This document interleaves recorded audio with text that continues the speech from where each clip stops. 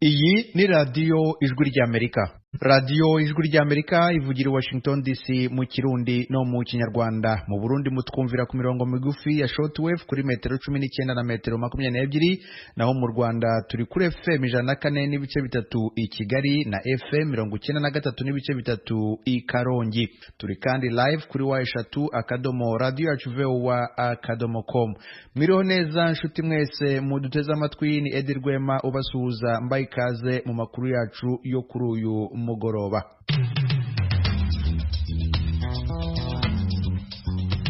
Duhere ku makuru agezweho avugwa hirya no hino ku isi. Umutwe w'inyeshyamba wa M23 urwanya ubutegetsi muri Repubulika ya Demokarasi ya Kongo wigaruriye umujyi wa Kanyabayonga mu ntara ya Kivu ya ruguru. Aya makuru yemejwe n'umwe mu bayobozi muri ako gace wavuganye n'ibiro ntaramakuru by'Abafaransa AFP. Uwo yavuze ko Kanyabayonga iri mu maboko ya M23 guhera ku mugoroba kuri uyu wa gatanu. Kanyabayonga iherereye mu birometero hafi 150 uvuye Goma, umurwa mukuru w'intara ya Kivu ya ruguru. Uyu mujyi ni nawo unyurwamo n'abakora ingendo zigana mu mijyi ya Butembo na Beni. Usanzwe utuwe n'abaturage barenga 60,000. Ubarizwa muri teritwari ya Lubero. Iyi teritwari ibaye iya kane mu ntara ya Kivu ya ruguru izi nyeshyamba za M23 ubu zifitemo ibirindiro nyuma ya Rucuru, Nyiragongo na Masisi.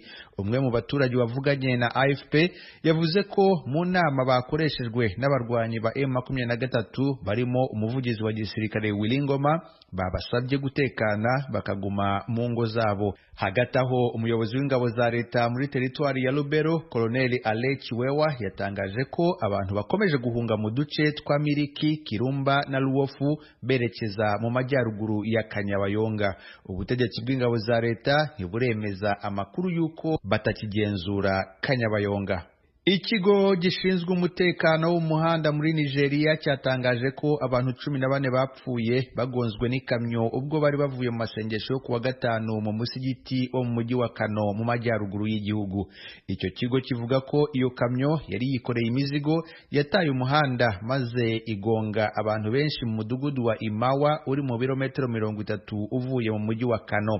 Impanuka zikunze kugaragara ku mihanda yo muri Nigeria ahanini bitewe no kwihuta no kutubahiriza amategeko y'umuhanda. Ikigo gishinzwe umutekano wo mu muhanda kivuga ko mu mwaka wa 2023 abantu barenga 5,000 bapfuye bazize impanuka zo mu muhanda, mu mpanuka 6,500 zabaye uwo mwaka. Icyakora ishami rya ONU ryita ku buzima OMS ryo rivuga ko uwo mubare w'abapfa bazize impanuka ushobora kugera ku 40,000 ku mwaka. OMS ivuga ko benshi bapfa ariko ubuyobozi ntibubimenyeshwe. Mukomeje gutega amatwi radiyo ijwi ry'Amerika. Umuryango uharanira uburenganzira bwa muntu Human Rights Watch uravuga ko abantu 30 aribo bamaze gupfa baguye mu myigaragambyo yo kwamagana izamuka ry'imisoro muri Kenya. Uyu muryango uregeka izo mpfu ku nzego z'umutekano zarashe kubigaragambyaga kuwa kabiri ushize. Human Rights Watch ivuga ko nubwo umubare wose wabishwe baguye mu myigaragambyo mu mujyi wa Nairobi no mu yindi mijyi y'igihugu utaramenyekana, amakuru bafite bakura mu babyiboneye ahamya ko abantu 30 bishwe. Umuyobozi ushinzwe Afrika muri Human Rights Watch, Otieno Namwaya, yavuze ko kurasa mu bantu utarobanura nta mpamvu ukarasa n'abagerageza guhunga bitemewe na gato kandi binyuranije n'amategeko y'igihugu n'amategeko mpuzamahanga. Yasabye abategetsi ba Kenya gusobanurira inzego z'umutekano ko zifite inshingano zo kurinda umutekano w'abigaragambya mu mahoro. Yavuze ko umuco wo kudahana kubarenga kuri ayo mabwiriza udakwiye kwihanganirwa.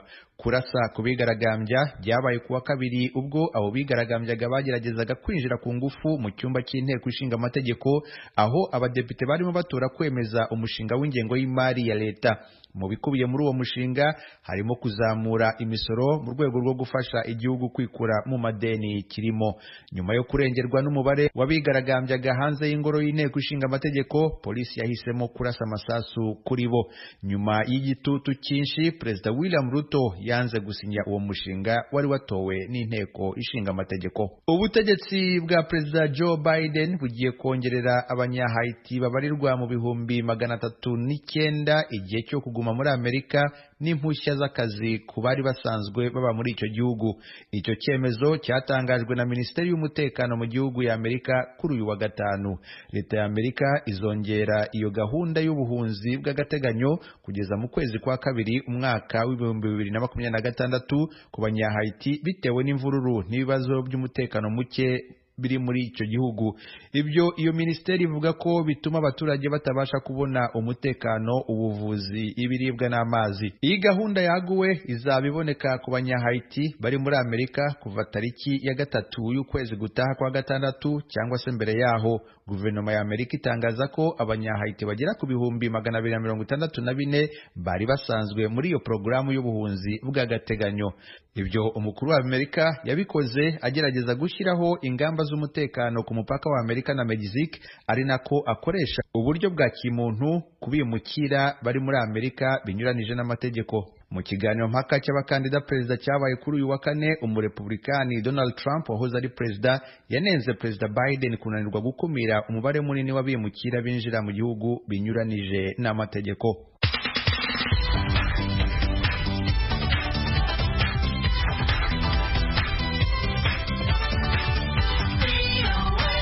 Mukomeje gutega amatwi radio Ijwi ry'Amerika ivugira i Washington DC mu Kirundi no mu Kinyarwanda. Mugiye no ku rubuga rwacu rwa internet kuri wa3.radio@voa.com mukurikire aya makuru. Kuri Facebook, Instagram, YouTube na X muradusanga kuri VOA radio yacu. Mukanya turajya mu makuru avugwa mu karere k'ibiyaga bigari bya Afrika.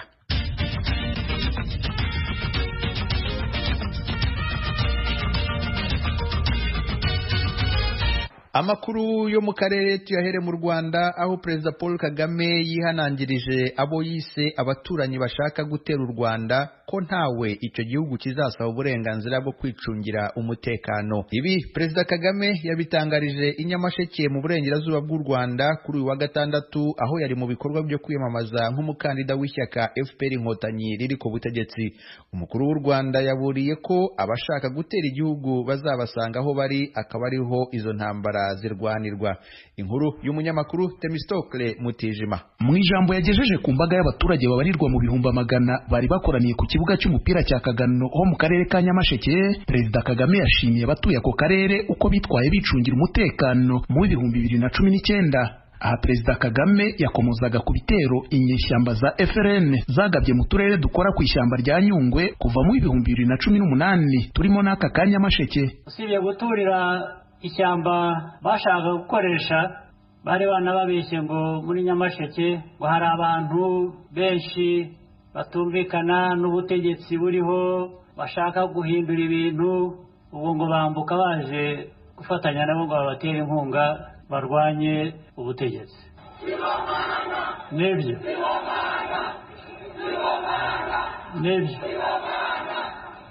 ndetse bababeshye ko bashyigikiwe n'amahanga. Uko byagenze ni bake muri bo bazabara inkuru, kandi nuko basanze baribeshye. Mwese Abanyamasheke muri Abanyarwanda nk'abandi Banyarwanda muri mu nzira imwe yo kubaka umutekano w'u Rwanda. Ibitero by'inyeshyamba za FRN hagati y'imyaka y'ibihumbi 2018 na 2021 byibasiye ahanini imirenge ikora ku ishyamba rya Nyungwe mu turere twa Nyamasheke na Rusizi two mu ntara y'Uburengerazuba, ndetse niyo mu turere twa Nyaruguru na Nyamagabe two mu ntara y'Amajyepfo. Kugeza ubu ariko hashize imyaka irenga 3 ntaho ibitero by'izo nyeshyamba byongeye kumvikana, ndetse abantu barenga 20 bashinjwaga kuba abayobozi n'abarwanyi b'uwo mutwe barafashwe bacirwa imanza n'ubutabera bw'u Rwanda, nyuma baza kurekurwa ku mbabazi za Perezida Kagame. Naho biruko ariko Perezida Kagame ahi Nyamasheke yavuze ko ibibazo bitarangiye, na n'ubu hari ibihugu bituranyi bikigambirira kuzahirika ubutegetsi bwe bibinyujije mu baburwanya. N'ubu biracyariho abandi bari hakurya, ari mu gihugu cy'igituranyi cy'Uburengerazuba, ari cyo mu Majyepfo, bavuga ko bose bashaka gutera u Rwanda. Abanyarwanda ndetse barambiwe ubutegetsi buriho, ko bashaka gufasha abo barambiwe, ndetse bavuga ko bo bazabihindura bihagarariye iwabo bafite ibikoresho bashobora kohereza mu Rwanda noneho b'abanyarwanda bagaheraho bahindura ariko abantu nk'abo bibagirwa vuba. Umukuru w'u Rwanda akaburira abo bashaka gutera igihugu ayoboye ko izo ntambara zizarwanirwa iwabo. Ariko narababwiye ngo u Rwanda kubera ko ari ruto ntabwo tuzategereza udutera dusanga hano, kuko bivuze ngo ubwo tugiye kurwanira iwacu tuhangize. Oya,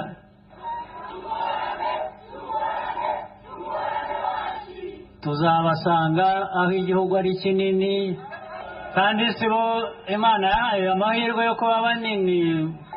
Rero ubuto bwacu turaburinda, noneho tukajya mu binini tukabirangirizayo. Abo rero bahiga gutera u Rwanda cyangwa babikoze nanone nabibutsa ngo bashatse bacisha make. Nubwo ntaho Perezida Kagame yatomo izina ry'igihugu runaka mu ijambo rye, imvugo y'amarenga n'amerekezo yakoresheje avuga ku bihugu bituranyi, aratunga agatoki ibihugu by'u Burundi na Repubulika ya Demokarasi ya Kongo ubu bidacana uwaka n'u Rwanda. Perezida Kagame atangaje ibi mu gihe hari umwuka w'ubushyamirane no guterana amagambo hagati y'abategetsi b'u Rwanda n'aba Repubulika ya Demokarasi ya Kongo. Barapfa intambara z'umutwe wa M23 ukomeje kwigarurira ibice byinshi mu ntara ya Kivu ya ruguru mu burasirazuba bwa Kongo. Kongo ishinja u Rwanda gufasha izo nyeshyamba, izi ntwaro n'ibindi bikoresho ndetse no kohereza abasirikare barwo kurwana ku ruhande rwazo. Ibyo ariko u Rwanda rurabihakana, ahubwo rugashinja Kongo gufasha inyeshyamba za FDLR zirurwanya.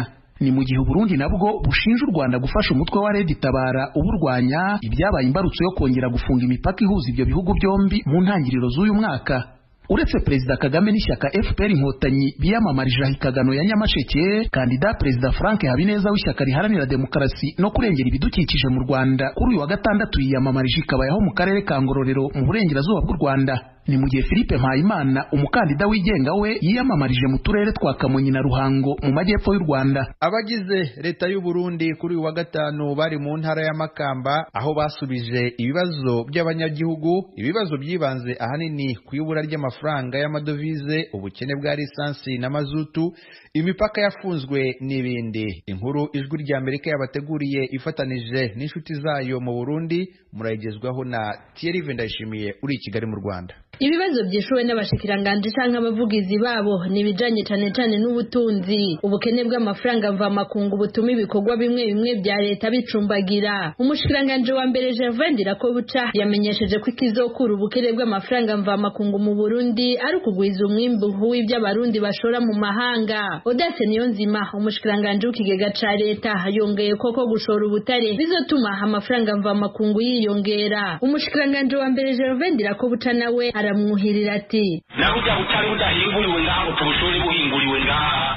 nawe tuzokwama turi mu bibazo. Igikwiye n'ikihe ni ngo amategeko yaragiyeho uno munsi leta ivuga iti ushaka kwimba ubutare nazana uruganda ruhingurira ngaha, maze uwo ruganda rutanga akazi, rwongeye gutanga akazi, bwa butare bushorwe buzana amafaranga y'agaciro. Ku kibazo c'igitoro umushikiranganje w'intwaro yo hagati mu gihugu Martin Teretse yuhiriye avuga ko hari bamwe mu bunguruza abantu basongera isibe bakanywa igitoro mu mamodoka bagaca baja kukivoma kugira ngo bakigurishe ku giciro kiri hejuru. Ikindi gitera ubukene bw'ibitoro no bwinshi bw'amamodoka, aho usanga mu muryango hari imodoka zibiri canke zitatu kandi bitari bikenewe cane. Ku bijanye n'icifuzo c'umukuru w'inama nk'inguzamateka kw'amapikipiki na za bajaji zokomererwa zigashika mu gisagara hagati gufasha muri kino gihe hari ikibazo cyo kwiyunguruza, umushikiranganje w'intwaro yo hagati mu gihugu yamenyesheje ko ari ikibazo cyo gukinga amasanganya n'umutekano. Umushikiranganje wa mbere Gervais Ndirakobuca yamwuhiriye agira ati bizosaba ko abahinga bafashe ingingo yo guhagarika amamoto na bajaji kwinjira mu gisagara baraba ko icatumye iyo ngingo ifatwa gutera umutekano muke mu gisagara hagati. Ku kibazo cy'igitigiri c'abasirikare b'abarundi bari mu gihugu ca Kongo yaranira intwaro rusangi, umushikiranganje w'ukwivuna abansi n'abahoze ku rugamba Tribert Mutabazi yashimye gutanga ico gitigiri, ati nibanga ryo mu gisirikare kandi ritamenwa. Aremeza ariko ko bafashwe neza hisunzwe amasezerano Burundi bwagiranye na Kongo kandi ko abasirikare bariyo naco baheraniwe. Abasirikare nabo bari gufasha gufasha kugarura amahoro mu gihugu ca Somalia ntibaronka agahembo kabo ku gihe nk'uko bimeze no ku bandi basirikare bakomoka mu bindi bihugu basangiye ico gikorwa. Umushikiranganje Tribert Mutabazi aremeza ko ako gahembo gateba. Icari gikwiye gukorwa nuko hoboneka uburyo bwo kugurana ayo mafaranga abasirikare botegerejwe kuronka kugira ngo bahembwe ku gihe, hanyuma mu ishirahamwe rya Afrika batanze ku gashahara bagaca babona kwishura ibanki yayabaguranye. Ku kibazo c'urubibe rw'u Rwanda rwugaye, Albert Shingiro yibukije ibiganiro by'uko u Rwanda rwoshikiriza Burundi abagombye gutembagaza ubutegetsi ariko ntibyashoboka. Ikindi n'ibitero by'umugwire gitabara Uburundi buvuga ko ufashwa n'u Rwanda. Ibyo byatumye habura icizere hagati y'ibyo bihugu bituma bugara urubibe rwo ku butaka baguma buguruye urubibe rwo mu kirere. Albert Shingiro umushikiranganje w'imigenderanire: n'ubu rero turarindiriye ko baduha abo bantu bashyizwe ku butegetsi mu 2015 tukibaza yuko nabo baduha uno munsi ku munsi ukurikirana turatwugurura izo mbibe. Murumva yuko tutokugura imbibe hakiri abansi bari muri icyo gihugu baba batera baciye ku mugwi w'iterabwoba Rede Tabara. Umushikiranganje w'imigenderanire yishuye kandi ku kibazo c'abarundi bamaze imisi bicirwa mu gihugu ca Afrika y'Epfo. Asigura ko abo bicwa ari ababa muri ico gihugu bidaciye mu mategeko kuko atakuntu bashobora gukingirwa. Ati birababaje, akabasaba ko mu gihe impusha zo kuba mu gihugu kanaka ziba zarangiye boshikiriza abaserukira Uburundi muri ivyo bihugu kugira ngo bige ikibazo cabo babe muri ico gihugu mu mutekano kandi bakingiwe. Urakoze Thierry Vendayishimiye. Mu Rwanda umuhesha w'inkiko Vedaste Habimana arasaba urukiko rwisumbuye rwa Nyarugenge guha agaciro cyamunara yakoze ku mutungo wo kwa nyakwigendera Assinapol Rwigara. Inkuru irambuye Eric Bagirugusa. Umunyamategeko Emmanuel Abijuru wunganira umuhesha w'inkiko w'umwuga Vedaste Habimana niwe watangiranye ijambo hasobanura impamvu bajuriye basaba ko cyamunara yakozwe ku mutungo wo kwa nyakwigendera Assinapol Rwigara yagumana agaciro kayo. Mu gutesha agaciro icyamunara, urukiko rw'ibanze rwa Nyarugenge rwanzuye ko hari imihango ya ngombwa itarubahirijwe. Muri yo harimo umuhango w'ifatira ry'umutungo n'igihe cyangombwa cya cyamunara bitubahirijwe. Abijuru yavuze ko urukiko rwa mbere rwibeshye mu gufata icyemezo kandi ko ifatira rikorwa gusa ku mutungo wimukanwa, bityo ko nta fatira ryabaho ku mutungo utimukanwa. Atizimbye mu magambo, umunyamategeko Abijuru yabwiye urukiko rwisumbuye rwa Nyarugenge ko umutungo kwa Rwigara watejwe mu cyamunara wari usanzwe ari ingwate ya banki y'ubucuruzi ya Equity Bank yazunguye koje banki. Yavuze ko uwo mutungo wari mu maboko ya Equity Bank bityo ko itari gufatira ikintu ifite. Avuga ko bamenyesheje umugore wa nyakwigendera Madame Adeline Mukangemanyi Rwigara ko natarangiza urubanza ngo yishyure ku bushake umwenda w'iyo banki bazagurisha ibye. Abijuru asobanura ko no mu minsi 5 iteganywa n'amategeko mu gukora cyamunara yubahirijwe. Yanenze urukiko rwa mbere ko rwitiranije umunsi wa cyamunara itangiriraho abashaka kugura bagapiganwa n'umunsi cyamunara iberaho. Yavuze ko igihe cya cyamunara kibarwa ku munsi, itariki n'isaha bya nyuma hagatangazwa ko yabayeho. Yasabye ko indishyi zaciwe yunganira muri uru rubanza zakurwaho. Asaba ko igihe urukiko rwazaba rwihereye ruca urubanza rwazanzura ko cyamunara yakozwe yagumana agaciro kayo. Uwunganira Equity Bank Frank Karemera nawe ari mu mujyi wa Abijuru.